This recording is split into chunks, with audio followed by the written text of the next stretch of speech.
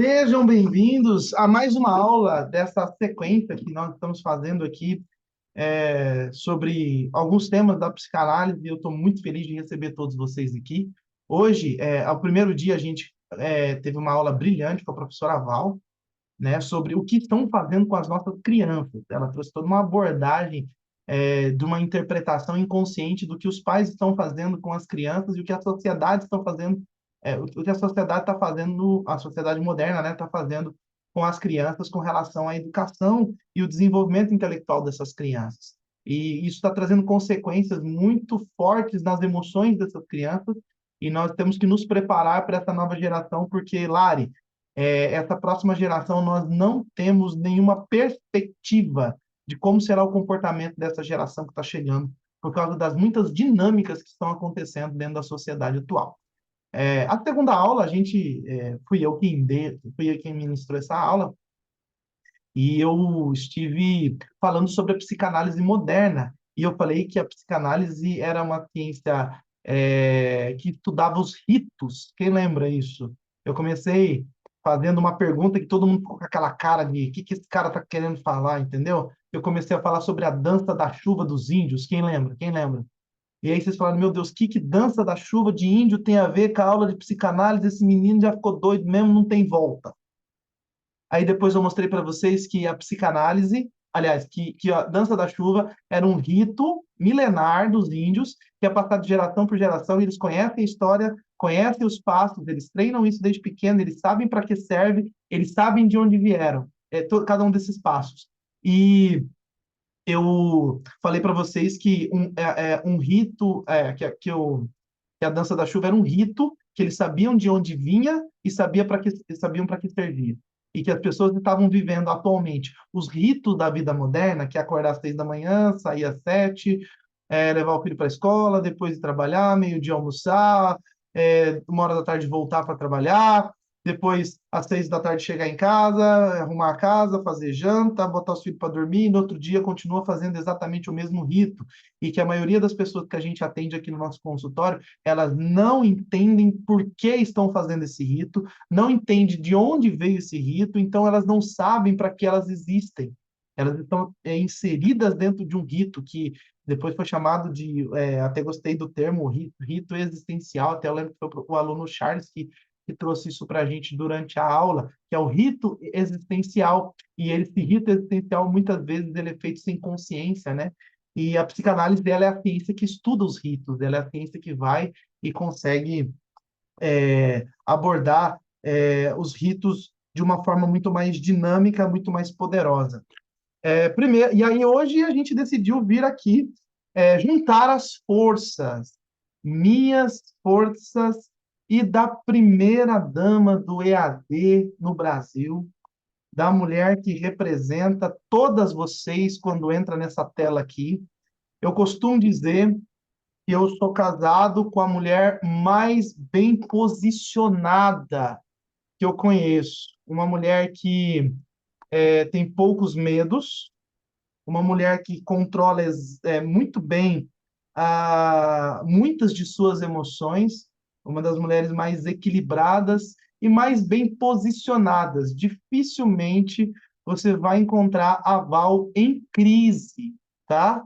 Dificilmente você vai encontrar a Val em crise, porque, claro, teve uma vida muito difícil, mas ela conseguiu ressignificar essa vida dela e trazer para a nossa família, que ainda não nos conhece, eu sou casado com a Val, trazer para a nossa família é, um, uma mulher madura, uma mulher pronta e uma professora assim com mais de 23 anos de experiência na educação e agora quase 5, 6 anos como psicanalista, com casos extraordinários, vocês já ouviram alguns casos dela aqui, já assistiram live de gente que foi tratado por ela, que deixaram os filhos ao cuidado da Val. Professora Val, seja bem-vinda. Obrigada. Saudações psicanalíticas. Que delícia estar aqui com vocês. O Cleverson insiste em me elogiar para depois dizer que eu sou velha, que eu tenho 23 anos de sala de aula. Mas, brincadeiras à parte, eu costumo dizer aqui em casa que a sorte dele é que eu fui muito bem educada. Eu não vejo a minha vida como dificuldade, mas eu fui muito bem educada. E, e aí eu consigo passar por todas essas fases que ele falou aí, por questão da minha educação. O negócio foi, a minha irmã tá aqui, ela sabe contar isso daí. Então, assim, foi muita coisa, para pouco tamanho, mas valeu a pena, foi muito bom. Estou muito feliz de estar aqui com vocês, não vi a hora desse momento chegar, estava ali numa outra Então eu não consigo mentoria chamar essa assim. e dizendo para o Cleverson, meu Deus, estou ansiosa para começar essa aula logo. O Cleverson, Val, para que você fala demais. Já estou parando. Maravilha, maravilha, maravilha. Estou ajudando aqui o pessoal a entrar, os últimos eles conseguiram entrar no link agora. Bom, vamos lá. Vamos lá. Seja bem-vindo, meu amigo Daniel Al. Que honra ter o senhor aqui conosco. Sua nobreza enobrece este lugar, querido Daniel Al.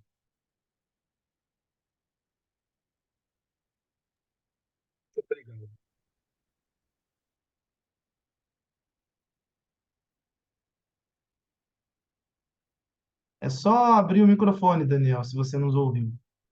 Mas beleza. Muito obrigado. De nada, sempre muito querido você. Gente, vamos lá.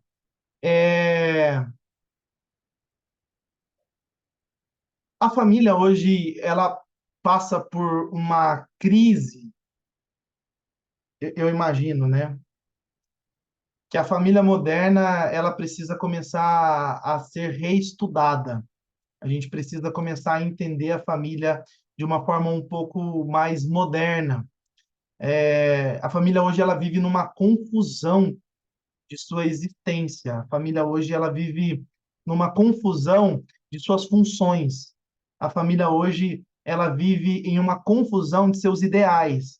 A família moderna, ela está cada vez mais desconfigurada.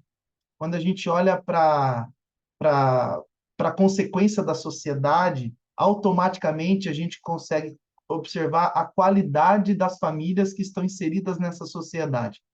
Todo império foi levantado através de famílias.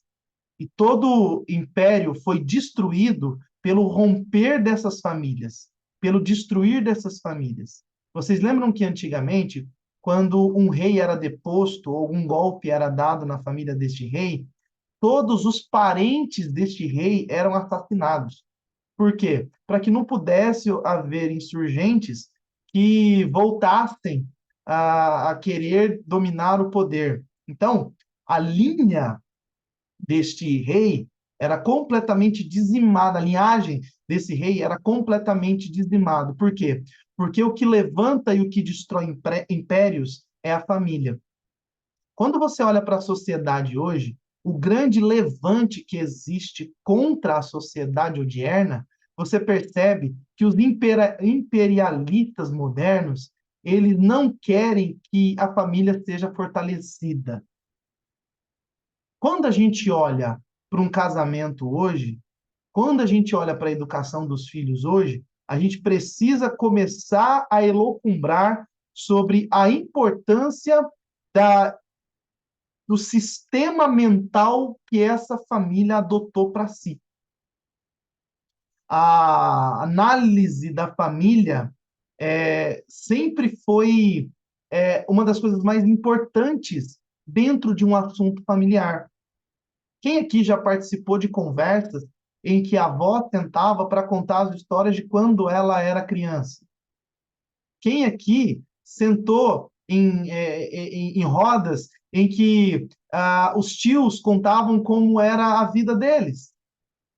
Quem aqui já sentou para ouvir o pai no velho discurso dele, dizendo assim: difícil estudar era na minha época, quando eu tinha que cruzar 18 cerca de arame farpado, 15 rios, enfrentar 12 leões, 3 tigres e chegar na escola para poder estudar. Eram histórias, Vanessa Berger, que construíam o sentido daquela família atual. Anotem aí. Uma boa história gera bons.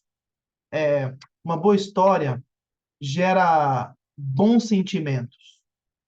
Porque por mais, Cleiton, que essa história seja ruim, se ela tiver sido bem entendida e bem ressignificada, ela pode trazer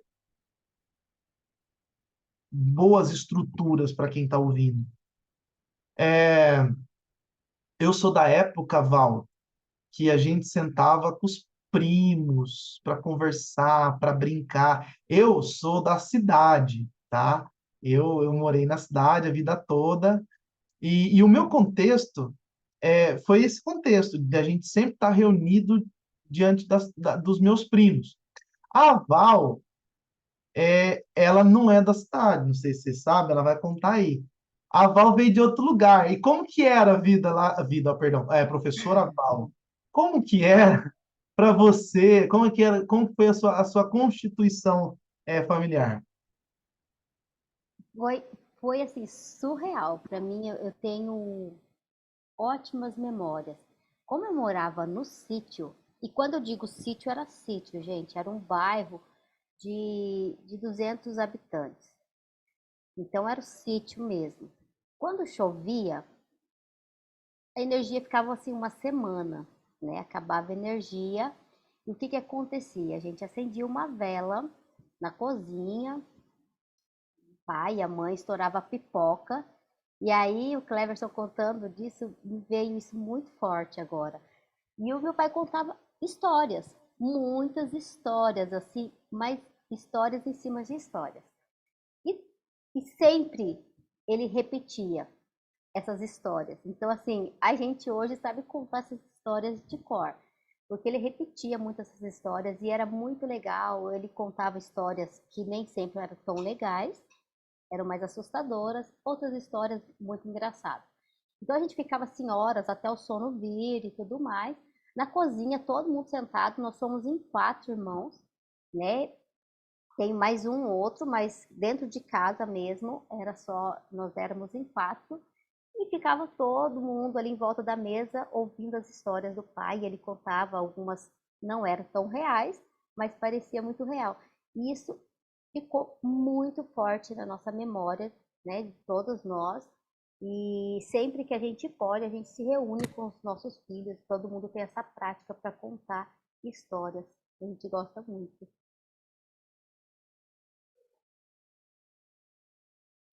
Que a gente consegue observar disso? Porque se eu abrir aqui, vamos lá. Alguém também teve essa experiência na família de passar a parte da sua construção emocional, mental, diante de histórias da família, de constituição da estrutura da família? Pode abrir o microfone e contar aí.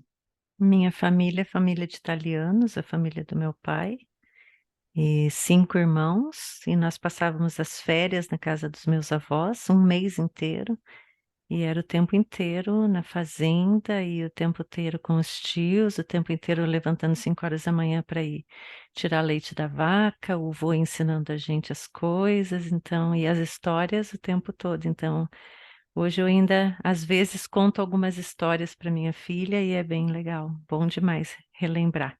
E mesmo hoje, cada vez que a família tem oportunidade de estar junto, é, é muito legal. Quem mais? Prof, eu também. Eu sou de Belém e aí meus avós moram lá em Belém. Eu sou de Londrina, agora eu moro em Londrina. Toda vez que a gente ia passar férias na casa dos meus avós, lá perto de Belém, numa cidadezinha que era bem interior, era mato mesmo.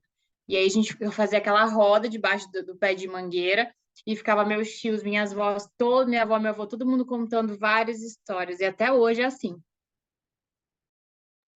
Olha que legal.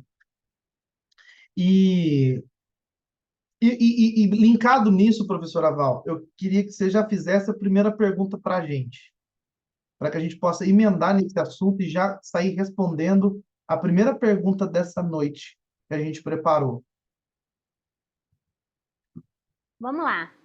A primeira pergunta dessa noite é sobre o posicionamento das funções dentro do lar. O que você Amada, a primeira pergunta é sobre qual a importância da psicanálise para a família. quer, amor? Você não fez a lição de casa, Valquíria. Oh, Por Jesus favor. amado, vamos mudar Cleverson, ô então, é. Cleverson, você Não, podia não, não, não, não. Eu Ele, desisto, ele, gente. ele muda tudo, gente. Ele muda tudo. A mútuo? Você vai ver a hora que eu desligar essa câmera, o que vai acontecer. Que Ô, medo. Val, ele não deixa nem você. Não dá, Não, não. eu não dou conta. Não, eu Você sou sabe, professor acadêmico, eu sou organizado, para esse negócio. Porque é o seguinte, o que é importante a gente descobrir agora sobre qual é a importância da família? Por que tem que linkar agora essa pergunta? Porque a psicanálise, ela estuda o quê na vida de alguém? Vamos lá, vamos ver. Só os alunos nota 10, nota 9 nem tenta, tá? Que vocês não conseguem. O O inconsciente. inconsciente. Isso. E o inconsciente é construído pelo quê? Agora que é legal. Traumas, neuroses. Pela história Vivências. de vida. Ah, quem falou, Willy? História de vida. Pela história de vida. A psicanálise, Kátia, nada mais é do que a ciência que estuda os ritos. Aula passada, pode pegar a colinha lá na aula passada. Ela estuda os ritos. E o que que é um rito? É uma sequência de ações que vem de uma história, dentro de um contexto. E por que é importante a psicanálise para a família, Juliana? Porque na psicanálise a gente estuda a história dessa família, através da anamnese, através das perguntas corretas, através das provocações, a gente consegue chegar a algumas verdades que aquelas famílias viveram e que constituíram aquele ser. Por isso, Marcos, que é importante a gente começar a nossa história falando sobre a importância da psicanálise na família. Quando senta uma família para fazer terapia, a gente começa a entender a construção daquela família através das histórias que ela viveu. Agora, qual que é o problema de hoje? O problema de hoje, Rosana, é que as famílias não sentam para conversar sobre a história. E Adriana, se elas não sentam para conversar sobre a história, elas não estão entendendo a estrutura daquela família. E esses que estão chegando agora, eles vão apenas repetir os ritos sem entender de onde vieram estes ritos. A psicanálise é a ciência que estuda os ritos. A psicanálise é a ciência que estuda a história. A psicanálise é a ciência que investiga no ser, no indivíduo, aquilo que trouxe esses novos comportamentos. Porque ninguém nasce com comportamento. O comportamento é inserido. E esse comportamento ele é inserido através daquilo que essa pessoa viveu dentro de sua história. Mas muitas vezes, Rafael Passos, ela não entende, ela não lembra, ou ela não. Normalmente ela não lembra dessa história. Alguém precisa contar essas histórias para ele. E a maneira como essa história foi contada para ela é a maneira como ela vai entender a história da vida dela. Algumas coisas ela vai lembrar, mas muitas coisas contaram para ela. Então, a psicanálise, o que que a psicanálise faz, Virginia? Ela retorna através da anamnese, né? Ela retorna nessas histórias e ela começa a tirar cada uma das camadas. Isso mesmo, Vanessa. A psicanálise ela vai em busca da raiz de tudo isso. Por isso que é importante a psicanálise na família. E aí sim, Val, se você quiser comentar essa primeira parte, fica à vontade, senão já pode para a segunda pergunta. é, a gente falou muito na primeira aula, né, sobre o que estão fazendo com as nossas crianças. Essa é uma das questões, né? É a falta do conhecimento, porque os nossos filhos hoje, né, os filhos de hoje, eles estão só reproduzindo.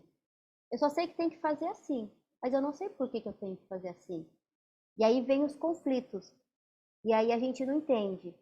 A pai, a mãe não consegue entender, a escola não consegue entender, porque ele também não sabe explicar o que acontece de fato com ele. Então, assim, é extremamente importante, se todo mundo entendesse essa questão, né, da psicanálise na família, seria muito mais fácil, né? O processo seria muito mais curto, porque infelizmente ainda tem muita gente com essa cultura de, eu tô muito bem, tá tudo bem, não preciso de terapia. Gente, eu acho que isso nunca tem fim. A gente brinca aqui, né? Nós somos professores já, tem um tempão já no consultório, mas eu acho que nunca vai ter fim a terapia pra gente. De tempos em tempos você tem que sentar e fazer, pra gente se entender. Vou sair do celular aqui. Tem até uma frase que diz assim, daquele Auto da Compadecida, né? Ele contava uma história e alguém falava assim para ele, mas e aí, como é que é isso? Ele falava assim, não sei, só sei que foi assim, não é? Lembra disso? Eu não sei, sei que foi assim. Aí, através da psicanálise, Cleiton, eu tenho uma outra palavra, que é quando o paciente chega e ele começa a contar para você, aí você fala assim, mas por que você é assim? Ele fala assim, não sei, só sei que eu sou assim. Pegaram? Eu não sei, só sei que eu sou assim. E aí você precisa retornar às raízes. Fala, Andresa. A Prof. Val estava falando sobre entender o que acontece dentro da família para conseguir se entender, né? Eu lembro de uma época, a minha mãe ela se separou quando eu tinha 3 anos, eu não tive contato com meu pai depois disso, então teve uma época ali de adolescência para começo da vida adulta em que eu ficava pensando muito, o que eu reproduzo do meu pai? Alguma coisa com certeza tem, mas ficava quase que um vazio, assim. No que será que eu sou parecida com ele? Eh, Será que tem alguma coisa que eu sou parecida, já que eu convivi tão pouco? Então tem a genética ali, mas também tem o inconsciente de quando eu era pequena, do pouco que eu convivi com ele, né? Então, ressignificar essa falta foi bastante importante para mim, para eu até conseguir conviver com aquilo que eu não sei de mim. Porque tem também um lado que eu não sei o que que eu puxei do meu pai, o que que ele fazia que eu também fazia. Então foi Andresa, bastante. Oi. ó, é muito massa o que você falou agora. Tem coisas da minha vida que eu não sei de mim.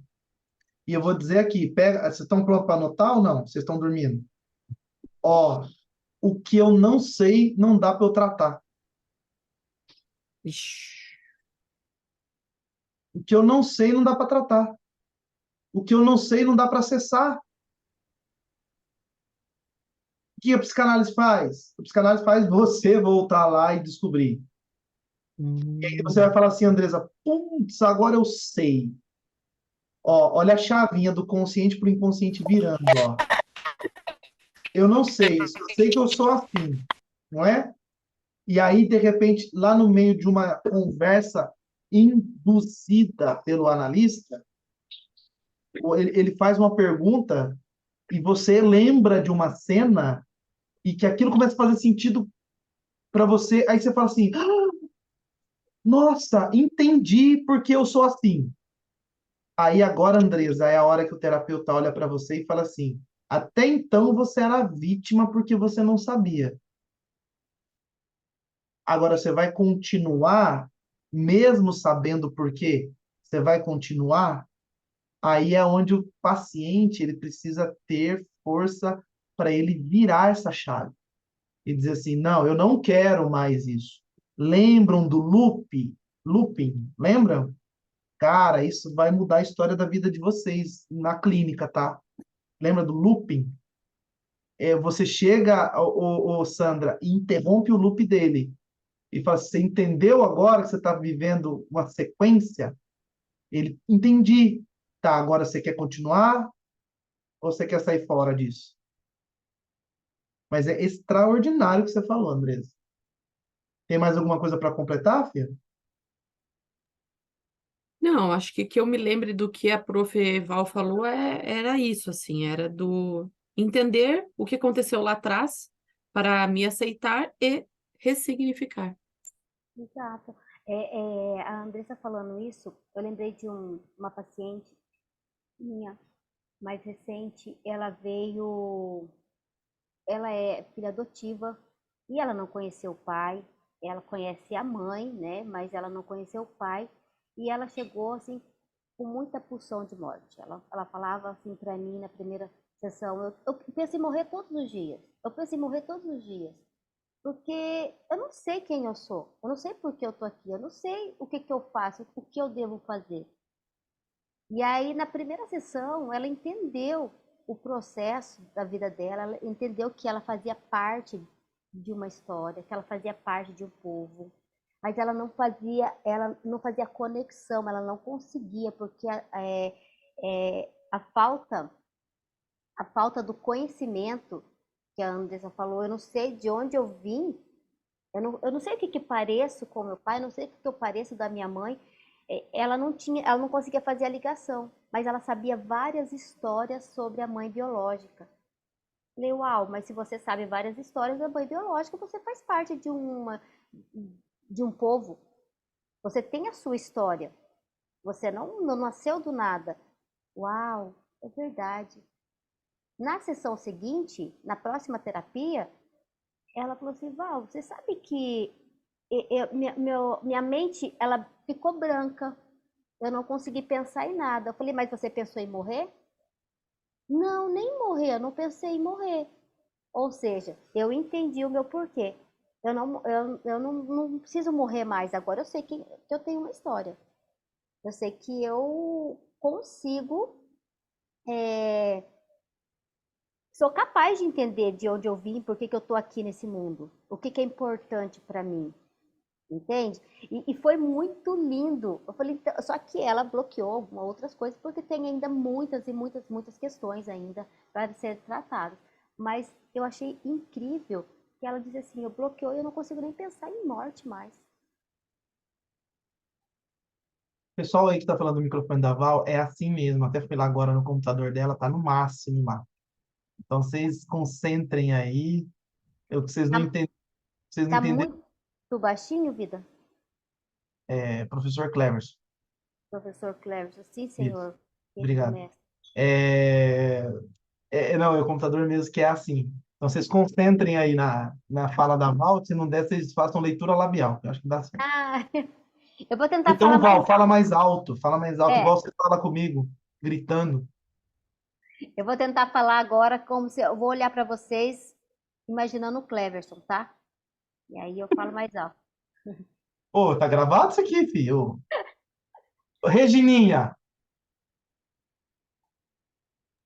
Olá, professores. Vocês estavam falando das histórias em família. Eu até anotei aqui. Devido à falta das conversas em família, é, a pressa, a correria da família moderna. Então, hoje, digamos assim, a gente está criando as crianças, seres humanos, praticamente sem poder contar as histórias antigas, sem eles conhecerem alguns valores essenciais. E lá na frente isso pode dar traumas, uma criança usar uma droga lá na frente porque não teve um exemplo daquele que usou e ficou ruim.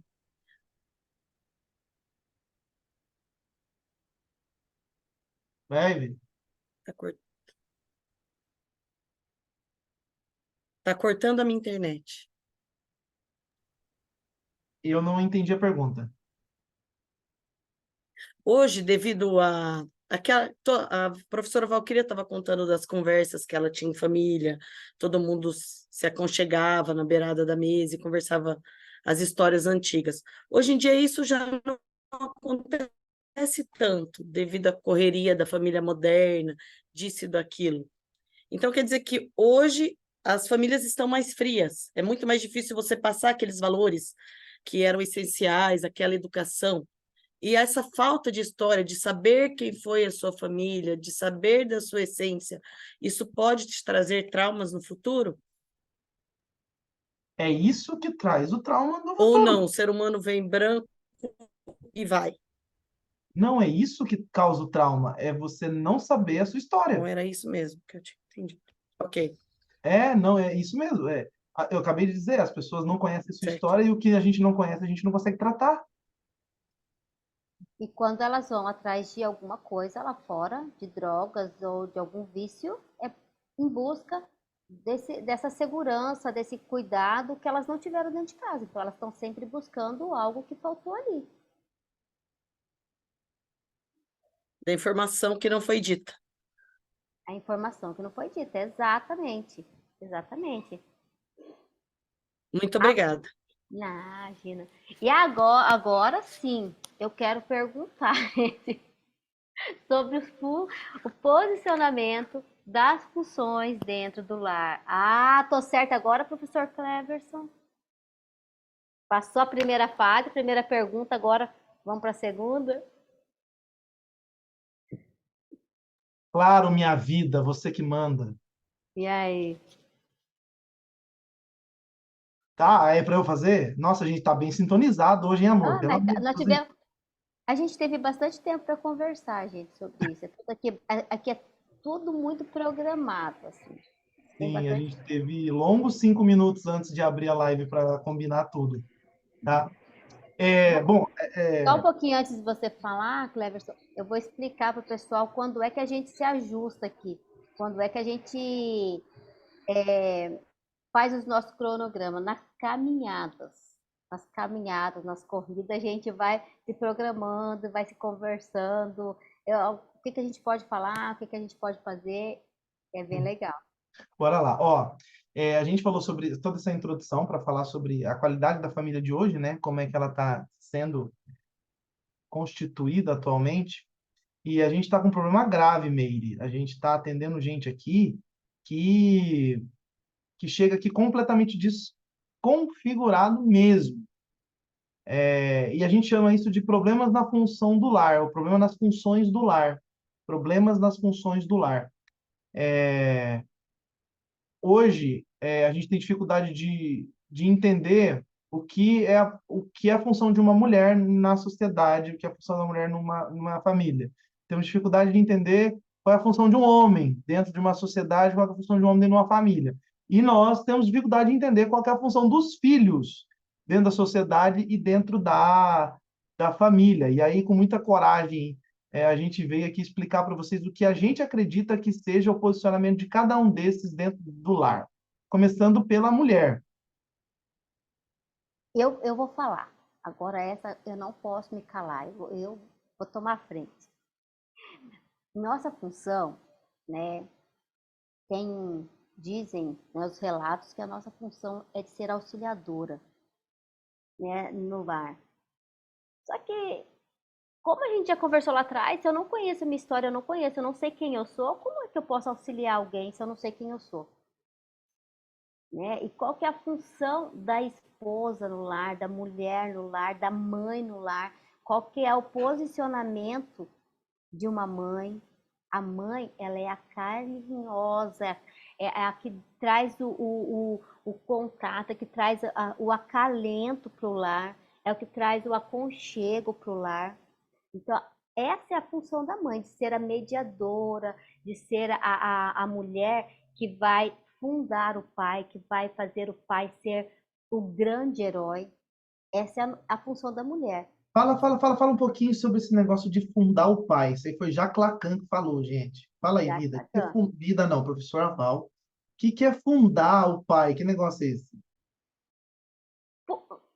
A gente, olha, eu costumo dizer que a gente é tão poderosa, a mulher é tão poderosa que ela pode fundar ou afundar o pai, né? Ela pode afundar dizendo, brigando, falando mal do pai, descredibilizando ele na frente do filho, mas ela pode fundar o pai dizendo quem é o pai para o filho, entendeu? Ele é o super-homem, ele é o super-herói, ele é o pai, é o que provê, a última fala é a dele. E vai ser sempre assim. Por quê? Lá na frente, o pai é o que vai ditar todas as regras. O pai é a lei. O pai é a lei. E se a mãe toma essa frente, super protege o seu filho e não deixa o pai cumprir a sua função, já deu ruim. Tá tudo errado. O filho vai ser um mimado e o pai vai ser um banana para a criança. Então, essa questão de fundar o pai é muito é forte, é fundamental. Mas a mãe, às vezes, se ela não entender a função dela de mediadora, de carinhosa, ela vai tomar esse lugar e super proteger o filho. E vai estragar o seu filho, consequentemente. Não tem como não estragar. E ela não vai conseguir fundar o pai, dizer qual é o papel do pai, quão importante é a figura masculina para o filho, quão importante é a presença de um homem de verdade, protetor, provedor. Quer comentar alguma coisa aí, Cleverson? É, a mãe, como a criança veio dela, inclusive, olha, esse é assunto da próxima aula que eu vou ministrar, dia 2 de dezembro. Dia 2 de dezembro, na turma 5, eu vou ministrar essa aula aqui que fala isso, tá? A mãe, como a criança nasce da mãe, entenderam? Ela vem da mãe. A conexão simbiótica dela com a mãe é muito mais poderosa do que com o pai, tá? Principalmente no início da vida, Mayra. A criança ela tem uma dependência muito grande da figura materna no início de sua vida. Inclusive, o Pondé diz que nós somos animais precoces, né? O Luiz Felipe Pondé diz que nós somos animais precoces, que nós deveríamos nascer, a gestação nossa deveria ser até os 12 anos de idade, porque é a partir dos 12 anos de idade que a gente começa a ter algum tipo de autonomia na vida e consegue pelo menos comer sozinho, tomar banho sozinho, caminhar sozinho, atravessar a rua sozinho. Então ele diz assim que nós somos seres problemáticos porque nós somos muito prematuros, né? Nós somos muito precoces. O ser humano ele é o animal mais dependente de seus progenitores. Vocês já perceberam isso? O ser humano é o animal mais dependente de seus progenitores no início da sua vida. Você vê o bezerrinho nascer lá, Gustavo? Poucos minutos depois, o bezerrinho já está de pé e ele já está mamando na mãe sozinho. Entendeu? O cachorrinho, mesma coisa, já sai ali e já vai viver a vidinha dele. Agora, o ser humano não. O ser humano ele precisa de toda uma preparação durante quase uma década para que ele possa ser um tanto quanto autônomo em sua vida. Então, essa conexão com a mãe é muito poderosa. A mãe é o Nos ser mais primeiros, poderoso. Oi? nos primeiros meses, a criança ela não se vê longe da mãe, sem a mãe, ela se vê a mesma pessoa.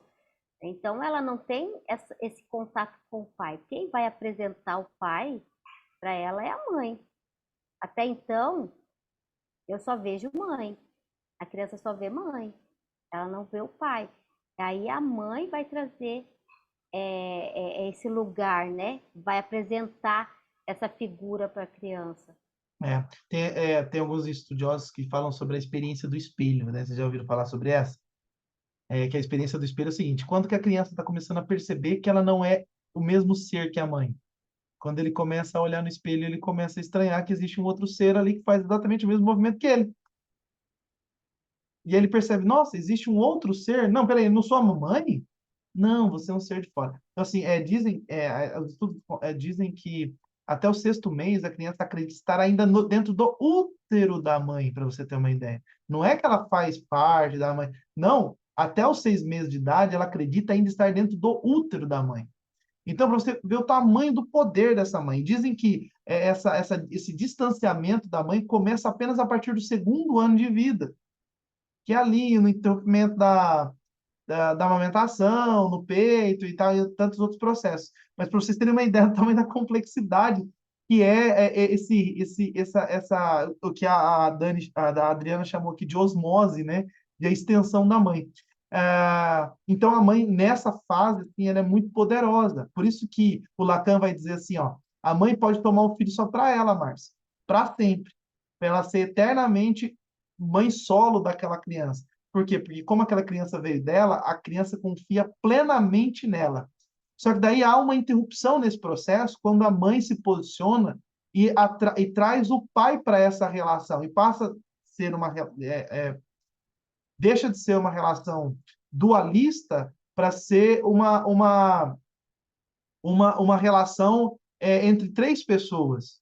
E daí ela traz o pai para essa relação e que no final do quinto ano de vida, a criança começa a entender que existe um outro ser além da mãe na vida dele. E a mãe tá validando este ser dentro dele, dizendo esse aqui é o pai, o nome dele é pai, tá? Prazer, esse aqui é pai, esse aqui é filho. Esse cara que mora com a gente aqui, a gente chama ele de pai, ele é autoridade de casa, ele é o melhor amigo que a gente tem, enfim, a hora que chegar a minha vez, aí eu vou falar do que o pai tem que ser.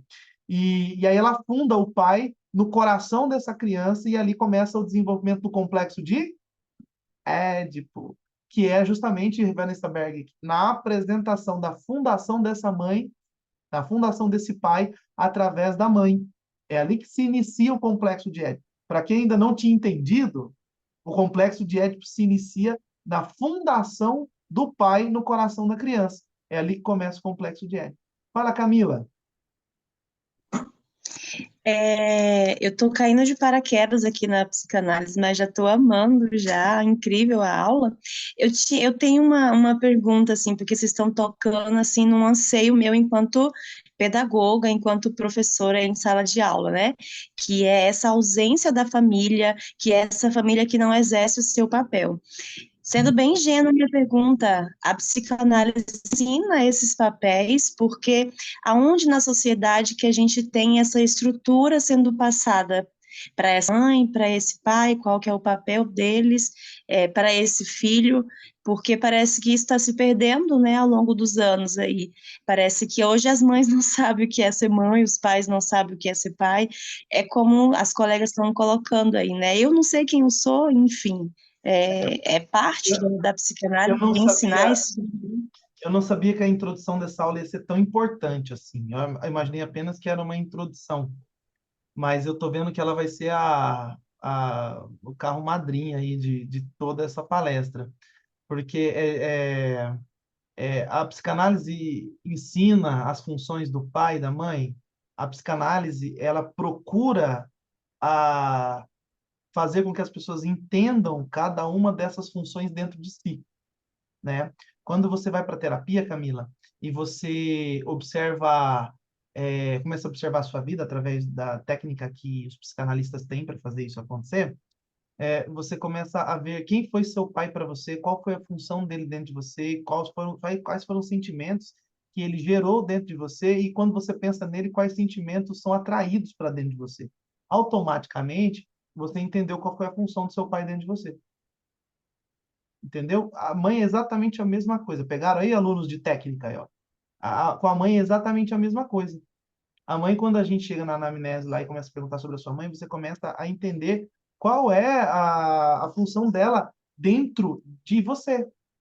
E automaticamente, ela não ensina qual é a função da mãe geral. Ela ensina, Ela aliás, não ensina como ser mãe, né? ela elucida o que é ser mãe para você. Ó, uma outra dica aí. A psicanálise é a ciência do indivíduo e não do coletivo. Entenderam? A psicanálise é a ciência do indivíduo e não do coletivo. A gente consegue ter perspectivas coletivas depois de entender muitos indivíduos, mas nós nunca iremos analisar o coletivo antes de analisar o indivíduo. Então, ser mãe para o Cleverson é diferente de ser mãe para a Val. Ser pai para o Cleverson é diferente de ser pai para a Val.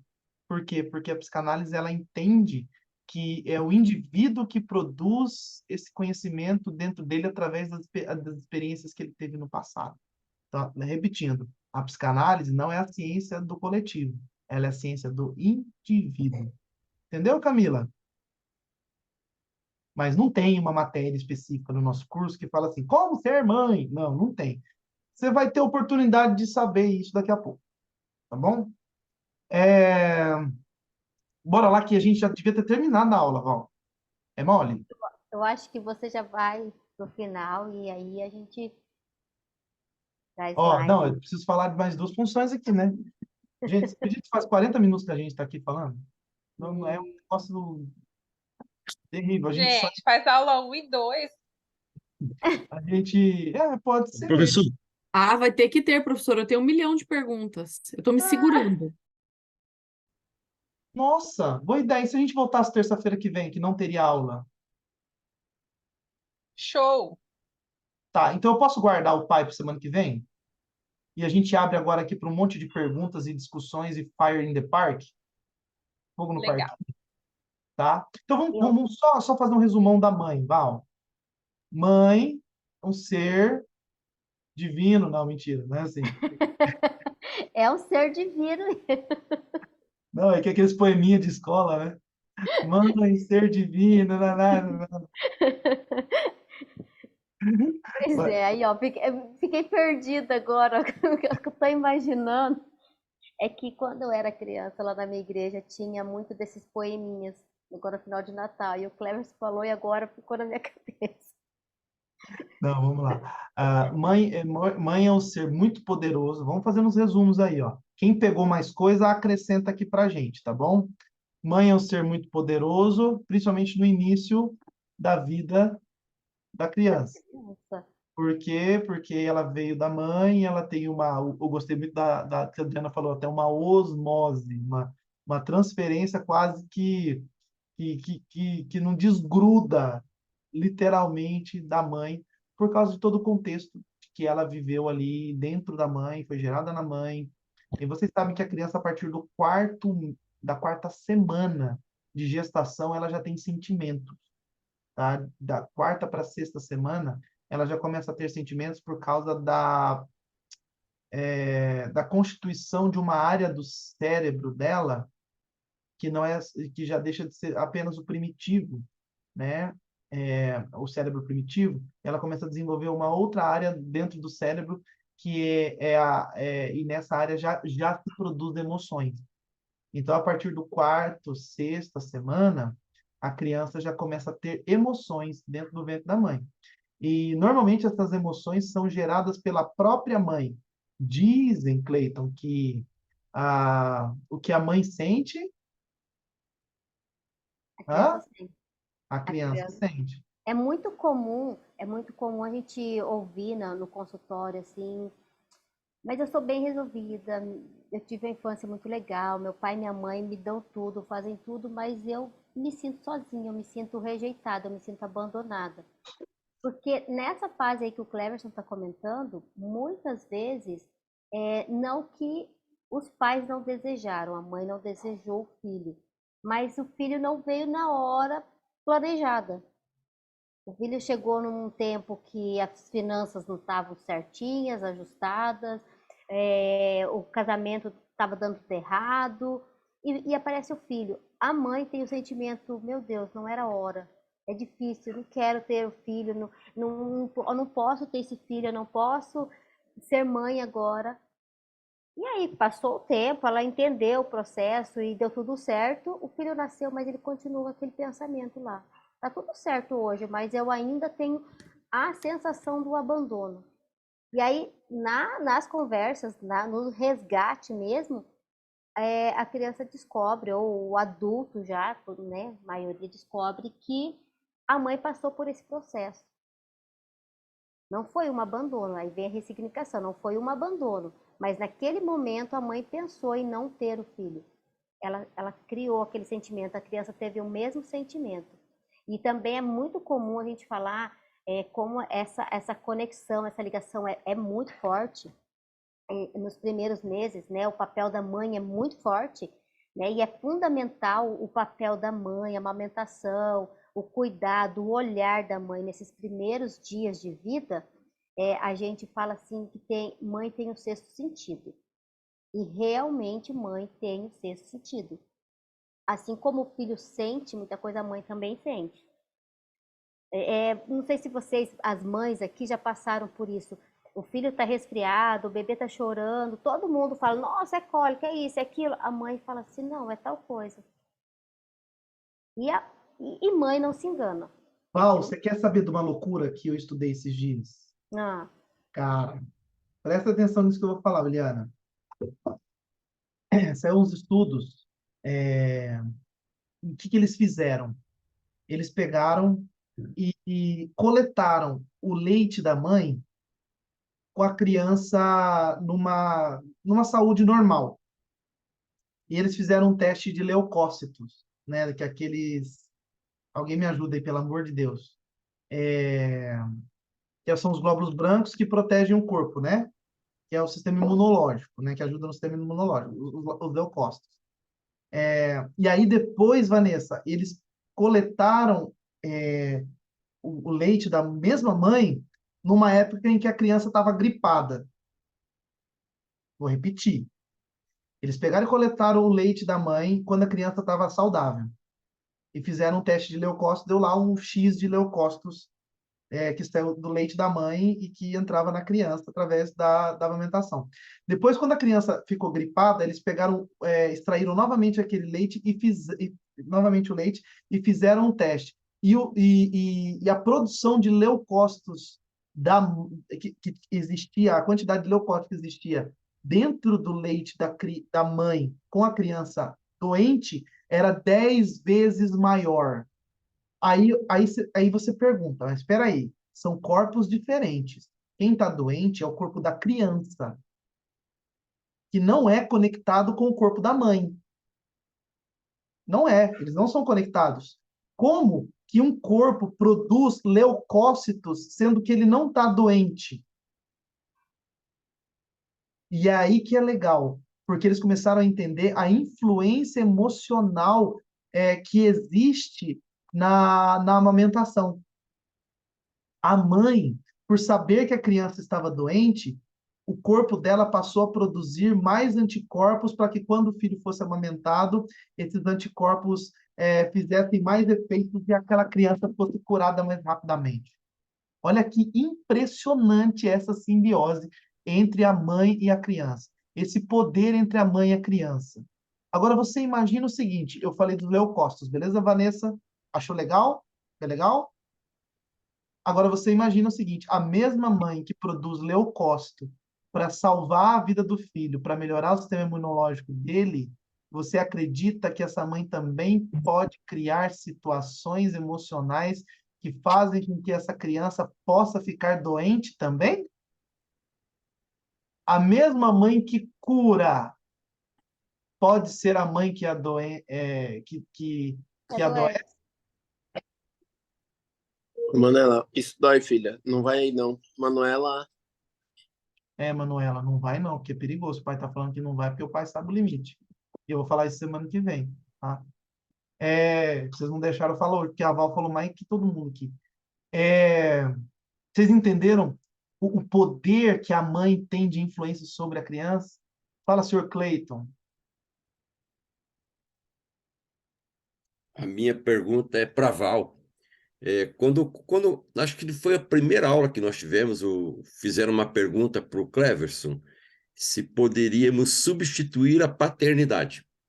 Ele falou que sim, mas o resultado seria um desastre. Ele até fez a alusão à visão de um avião que precisa trocar os freios, colocar o original é uma coisa e colocar o fake é outra, né?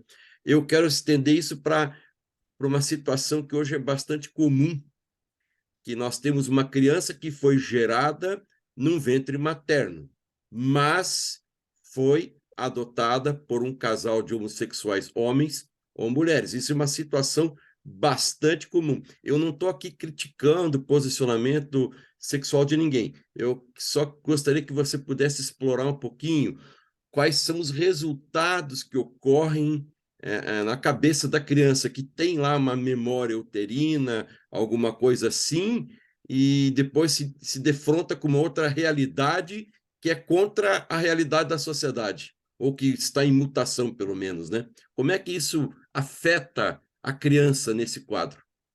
Uau, que fantástico, fantástico. Não tem como fugir, né, do avião. Vai dar errado. Dá para fugir? Dá. Vai viver? Vai. Vai sobreviver? Vai. Mas não tem como. Como que eu entendo? Como que eu entendo? Se é a mãe que dá esse suporte, o primeiro olhar, ela teve a sensação no útero lá dentro, todas as sensações da mãe, né? De estabilidade. Quando ela sai fora, ela dá de cara com dois homens, duas pessoas parecidas, que não consegue amamentar, que não tem esse primeiro contato, que não vai ter esse olhar mais aguçado, que não vai ter esse cuidado, o que o Cleverson acabou de falar, esse momento de cura mesmo para a criança. Tá, ela vai sobreviver, vai ser ensinada, ela vai fazer o que tem que ser feito. Mas vai faltar esse pedacinho, essa primeira parte, não tem como, vai faltar. Então, assim, é fundamental. É até difícil a gente falar hoje, porque as pessoas acham assim, você está indo contra a ideologia, tá. Mas o fato é que quem gera uma criança é uma mulher. Como que eu vou ter uma mãe homem? Como que a criança vai entender esse processo nos primeiros anos de vida? É muito conflito, é muito desgaste para a criança. Vai dar certo? Vai. Os ajustes vai. Mas ela vai sofrer um bom bocado. Precisa de ajuda mais lá na frente. Ó, Cleverson, quem tá me mandando mensagem no privado aqui, se você não tem coragem de mandar mensagem aqui ao vivo, mano, pra nós não serve, tá ligado?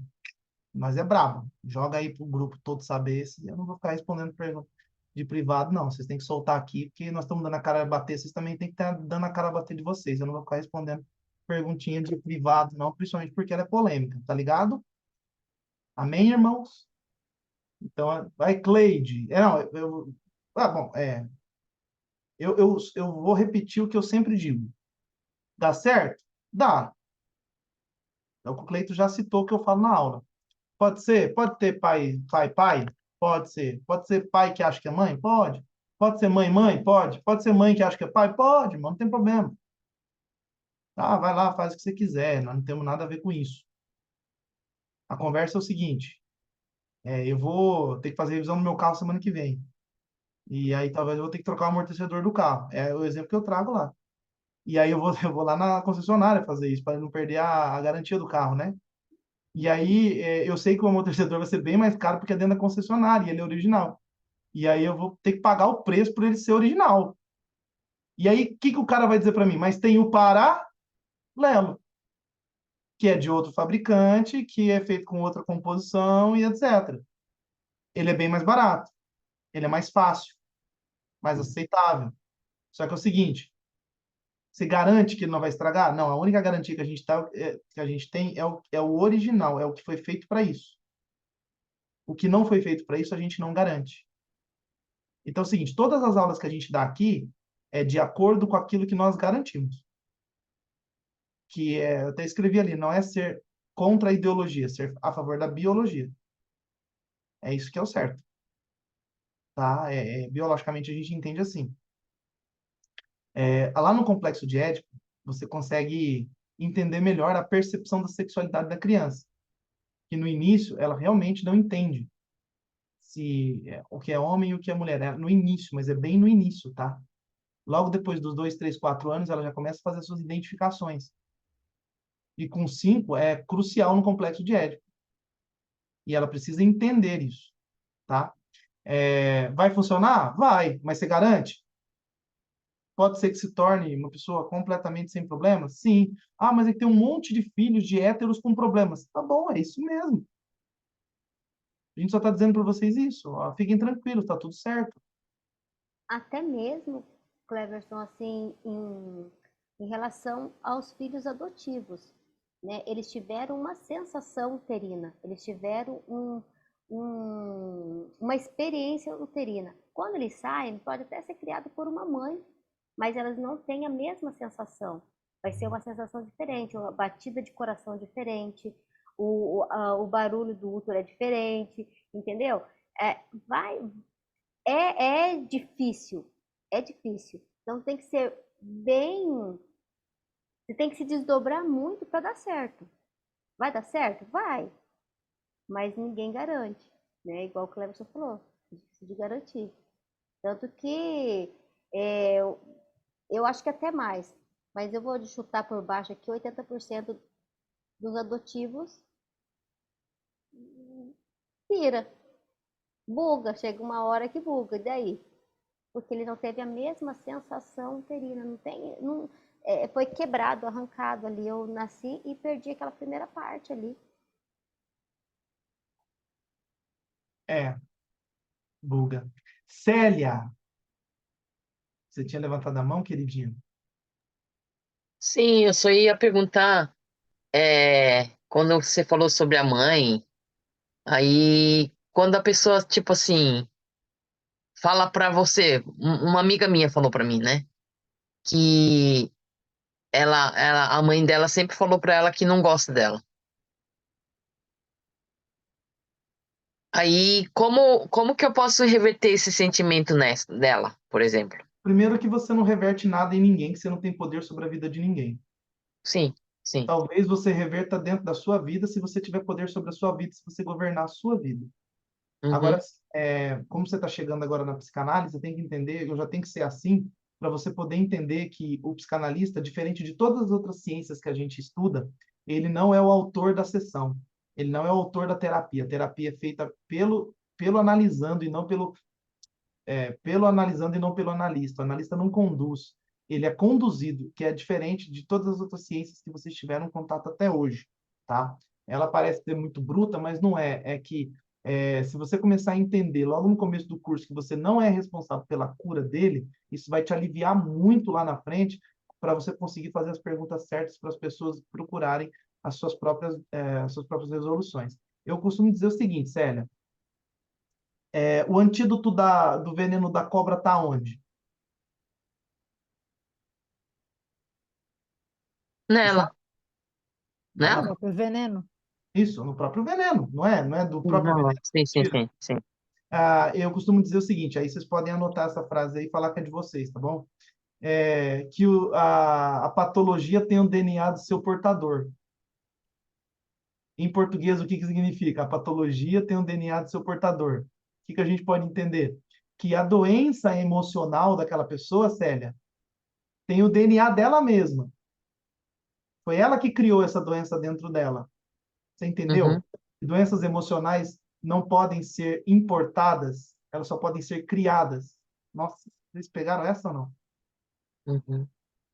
Eu vou parar, porque já deu muito problema essa aula hoje já. Tá bugando a mente de um monte de gente, assim, tem gente que tava assim, ai, ai, ai. Tem gente que tava ali com pouco cabelo no começo, agora já tá sem nenhum. É, não tem como eu inserir uma doença emocional em você. Você precisa aceitar essa doença e criar ela dentro de você, tá? A gente diz que mágoa é um copo de veneno em cima da mesa, que você só vai ter se você tomar. Você só vai morrer se você tomar. Se você não tomar, você não vai morrer. Entendeu? Eu posso Entendi. te humilhar aqui agora. Agora, você pode tomar esse veneno ou simplesmente deixa ele ali na mesa para um outro tonto passar e tomar. Uhum, Você já ouviu falar sim, de, fulano, eu tomei as dores do fulano. O que é sim. eu tomei as dores do fulano? O fulano ouviu o Cleiton e deixou o copo de veneno em cima da mesa. Aí eu passei e tomei o copo de veneno dele. Aí ele morto no lugar do cara. Entendeu? Como que a gente Uhum, trata isso, Célia, aqui dentro? A gente trata o seguinte: a gente faz com que a pessoa entenda o que ela criou dentro dela e ela utilize seu próprio antídoto contra essa dor. E é só na prática para você acreditar no que eu estou te falando. Porque Luciane, Márcia, André Manzato, Iliana, Mayra, Verena, Daniel Al, Fran, Janine, Juliano, essa galera toda fez terapia comigo. Quantas sessões vocês entraram lá envenenados, doloridos e doentes, e vocês me perguntavam a solução e eu devolvia a pergunta para vocês e vocês achavam a solução dentro de vocês mesmos sem a minha ajuda? E aí, no final da sessão, a Luciane, que é mais brava, ela olhava para mim e falou assim: se eu soubesse disso, nem precisava ser. Eu falava assim: ótimo, fui um ótimo psicanalista, porque eu fiz você achar o seu problema e descobrir a solução do seu próprio problema. Você mesmo sozinho, eu fui só um interlocutor. Alguém disse com muita destreza aqui: o mediador. Adorei. Você foi apenas o mediador entre o trauma e a cura. Vamos anotar essa? O psicanalista é o mediador entre o trauma e a cura.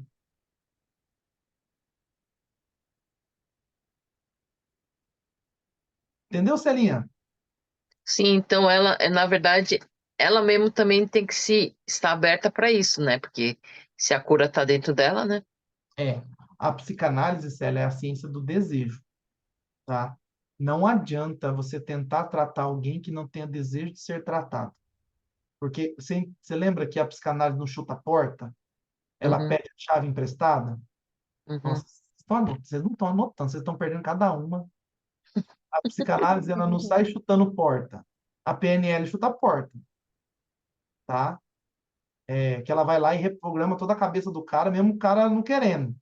Ela mete o pé na porta e vai falando: repete isso aqui 40 vezes, vai virar um hábito na sua vida. E vai, a pessoa pega e faz e vai virar um hábito e ela vai mudar. Entendeu? A psicanálise não sai chutando porta, a psicanálise pede a chave emprestada. Viu? Você pode me emprestar a chave aqui, só para eu abrir aqui a caixinha de Pandora? Educadamente. O que que é, Vá? Educadamente, né? Com licença, você poderia me falar Aham. quem foi seu pai? Uhum. Você poderia me dizer o que ele causou em você? Você poderia me dizer ali quando foi o primeiro evento que você sentiu isso que você está me relatando hoje? Qual foi a primeira vez que você chorou por causa disso? Você me empresta a chave? Posso entrar? Pode. Aí eu abro a porta, só que é o seguinte, o paciente, Vanessa, olha a dinâmica, ó. O paciente fala assim: "Ah, eu te empresto". Aí você vai e abre a porta. Aí ele fala assim: "Vamos entrar". Você fala assim: "O caramba que eu vou entrar aí". Entra você sozinho e arruma seu quarto aí. Foi você que bagunçou. E você fica na porta, porque você fica assim: "Ó, tô vendo o lençol amassado ali ainda". Aí ele fala assim: "Claro que não". Ele fala assim: "Dá uma olhadinha direita aí nesse lençol, ver se não precisa ser arrumado". Você fica lá da porta, fala: "Viu? E essa bonequinha jogada no chão aí não tem lugar para ela, não? E esse trauma aí não tá na hora de você jogar no lixo? E esse amor aí não tá na hora de você injetar mais energia nele? E aí? E esse casamento, sai ou não sai, André Manzar? E essa e esse desejo de prosperar aí vai acontecer ou não vai, Márcio? Ou vai ficar morando num sítio tirando leite? Fica assim, gente. E aí? Vai continuar com esse remedinho tomando aí, fingindo que tá tudo bem? Remédio não cura, tá? Remédio ameniza. Trata o sintoma, não a causa. Pô, tá sintoma. Tem insônia. Você vai dormir com o Rivotril? Vai, mas e amanhã? Vai precisar de novo de outro para dormir. Entendeu? E você não trata a causa da insônia. Quem é daquele grupo da mentoria Florescer? Quem é daquele grupo aqui? Dá um tchauzinho para eu ver. De vez em quando você vê eu entrando lá, assim, tem épocas que eu tiro assim para conversar suavemente com todas vocês lá, né? Com toda a delicadeza de um rinoceronte em cima de uma floreira. Bem suave. Bem suave. Justamente porque eu começo a ver as mensagens sequentes e, e se você deixar, os doentes dominam, tá? Se você deixar, os doentes dominam. Aí eles vão querer espiritualizar tudo, eles vão querer trazer causa de resolução totalmente sem conexão nenhuma, e em nenhum momento eles vão querer tratar a causa. Então, a semana retrasada, eu fiquei ali a semana inteira atazanando a cabeça com as mulheres lá. Porque, como é que lida com a ansiedade? Eu falei assim: o que que é lidar? Lidar é o seguinte: senta aqui do meu lado, eu não gosto do você, mas nós vamos ter que, né, se suportar, nós dois aqui. Então, aquele fulano lá é ruim de lida. Já ouviu falar isso aí? Eu lido bem com a Andréia, eu lido, eu ando, eu caminho, eu não preciso ser o melhor amigo dela, nem o pior, mas a gente lida. Você quer lidar com a ansiedade? Você quer lidar com a depressão? Você quer lidar com o transtorno? Eu não, eu quero curar o transtorno. Eu quero curar a ansiedade, eu quero que ela suma de perto de mim. Ela não é bem-vinda na minha vida, eu não nasci com ela, caramba. Ela não faz parte da minha constituição biológica, muito menos na minha constituição quântica, se você acreditar nisso. Eu nasci um ser perfeito, puro, uníssono em meus sentimentos. Observa a criança, ela é uníssona em seus sentimentos. Depois, ela vai se abrindo para outros. Nossa, se você estiver pegando hoje, vocês estão tendo aula assim, vocês não estão acreditando. Vocês nunca mais vão ver isso aqui em nenhum outro lugar. E aí, dentro dessa constituição, a gente precisa entender que esse ser precisa achar a fonte da dor. Achou a fonte da dor, cura. Eu costumo dizer para vocês, né? O Juliano está com febre. O senhor Juliano está com febre. Aí eu vou dar um paracetamol para o Juliano. Daqui 6 horas, o que vai acontecer? A febre vai retornar. Porque paracetamol é para sintoma e não para causa. Agora, e se eu der uma azitromicina para ele e ele tiver com uma infecção na garganta, possivelmente ela vai combater a bactéria que está trazendo a febre. Vamos bater na bactéria em vez da gente bater na febre? Qual a importância da psicanálise da família? Vamos parar de ficar lutando contra a febre e vamos lutar contra o vírus. Vamos lutar contra a bactéria. Vamos lutar contra a essência da família que está sendo destruída. Aliás, vamos lutar contra aquilo que está destruindo a essência da família. Vamos lutar contra os traumas que estão sendo implantados na sociedade e que está sendo comum. E que a gente, às vezes, tem que dar a cara a bater aqui, passar vergonha e sair como chato para a gente poder falar as verdades. E eu, assim, eu tenho uma dificuldade enorme de ser chato. Vocês sabem o quanto é difícil para mim ser chato. Entendeu? Janine, ué, você sabe o quanto que eu me esforço para ser legal. E aí? Considerações finais. Bora lá, umas 5 pessoas comecem aí a falar aí para a gente entender aqui o final dessa aula aqui. Profe, eu coloquei aqui, pensando no melhor, eu não gostei muito dessa palavra desempenho, depois vocês me corrijam aí. Pensando no melhor desempenho da família na sociedade, a psicanálise, através das próprias análises, formaram uma opinião sobre os papéis e as funções dentro desse organismo que é a família, né? Eu acredito que o que nós ouvimos aqui hoje vem de estudos de anos e anos de escuta, de uma escuta ativa, e que não vem inserir nada de forma de forçar a sociedade a ir por um caminho. Na verdade, é só uma análise. Ó, os analistas, depois de anos e anos de tantos estudos, analisaram que nós não vamos conseguir um ser perfeito, mas nós vamos minimizar os traumas se seguirmos certos caminhos, que até entra naquele caso biológico, né? Se eu tiver errado em alguma dessas palavras aí, vocês me corrijam, por favor. Como dizem assim, em gênero, número igual. Adriana?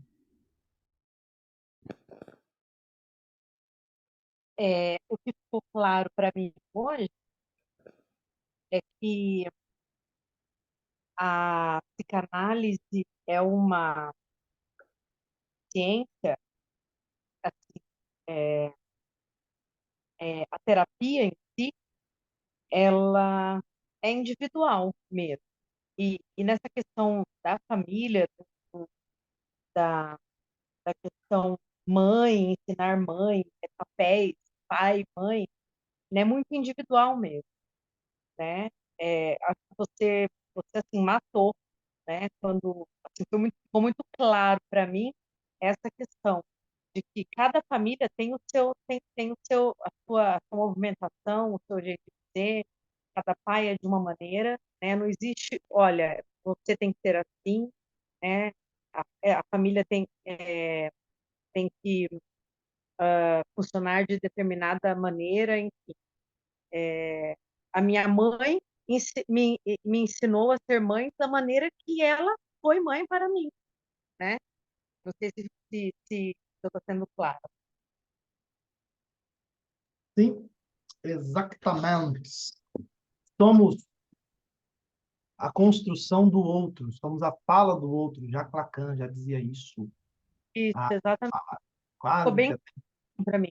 Então é onde a gente consegue entender, olha, eu sou assim porque meu pai, né? Eu vejo, consigo enxergar o meu pai em mim, consigo enxergar minha mãe em mim. E é isso. é que ai, vocês não fizeram o curso da estrutura mental da criança, né? Lero, lero, lero. Quem não fez, lero, lero, lero. Lá a gente tratou disso com muita destreza, assim, durante mais de 8 horas ininterruptas de curso. Foi, assim, brutal, foi gigantesco. Quem fez o curso Estrutura Mental da Criança aí? Abra o microfone e fala uma frase que chocou você ou um sentimento que trouxe aquele dia para você. Se você saiu de lá e você conseguiu pelo menos ir no banheiro andando ou se você foi se arrastando. Como é que foi? Rapidinho. Caso Madá. Como é que é, Kátia? Caso Madá. Pasmada. Não, Caso Madá. Madá.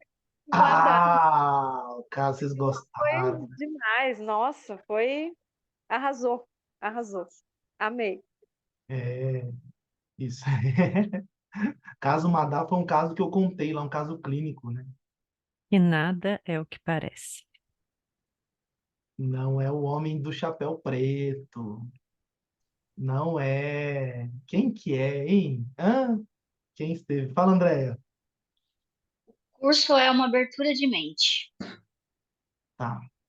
Mais um. Só mais um. Eu resumiria em uma palavra: afeto. Show. Foi uma aula de afeto.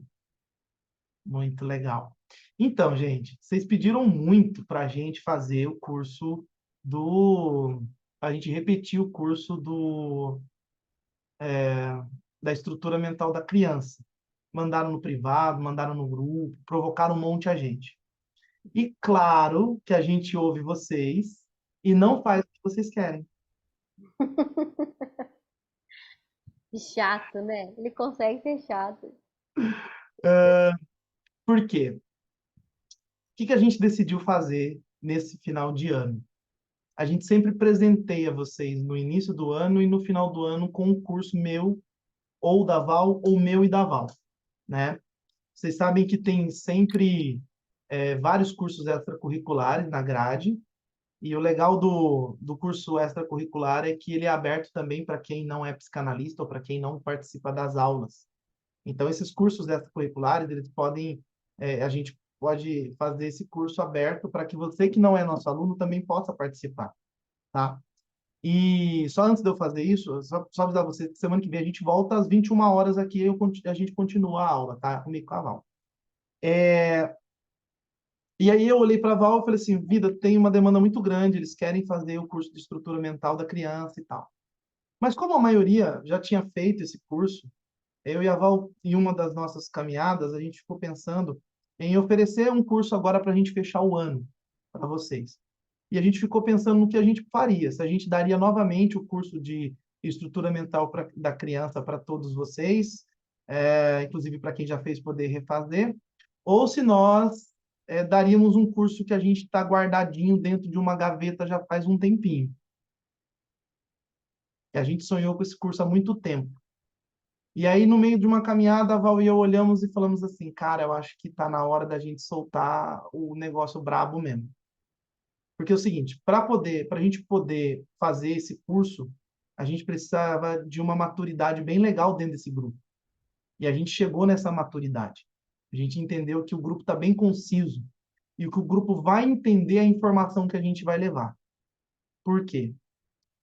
Nós vasculhamos, Mayra. Eu tenho mais de 600 casos de sucesso, né? Eu tenho mais de 7.000 horas de atendimento, a Val tem mais de 3.000 horas de atendimento. Eu tenho mais de 600 casos e a Val tem mais de 200 casos resolucionados. Então, a gente tem uma vasta experiência com centenas de casos para contar para vocês. E aí, Cleiton, a gente começou a vasculhar os nossos casos porque a gente queria dar um curso de clínica para vocês.